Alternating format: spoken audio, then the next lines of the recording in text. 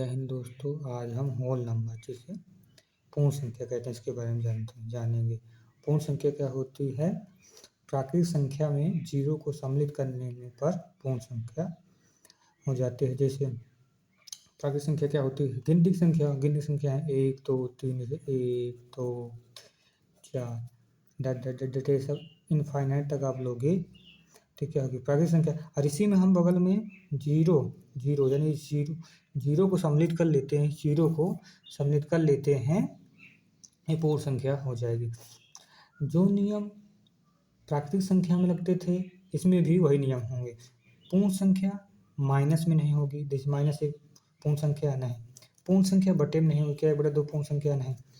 पूर्ण संख्या दशमलव में नहीं होगी। यही तो नियम था कि प्राकृतिक संख्या माइनस में नहीं होगी, प्राकृतिक संख्या बटे में नहीं होगी, प्राकृतिक संख्या दशमलव में नहीं होगी।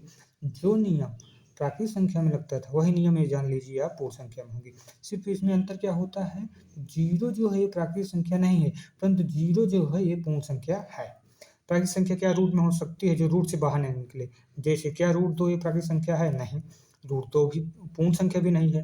कहने मतलब जो नियम प्राकृतिक संख्या में लगता था वही नियम पूर्ण संख्या में लगता है। अंतर क्या है कि जीरो जो है ये प्राकृतिक संख्या नहीं है परंतु पूर्ण संख्या है। जीरो जो है ये पूर्ण संख्या है परंतु प्राकृतिक संख्या नहीं है। सिर्फ यही इतना अंतर है।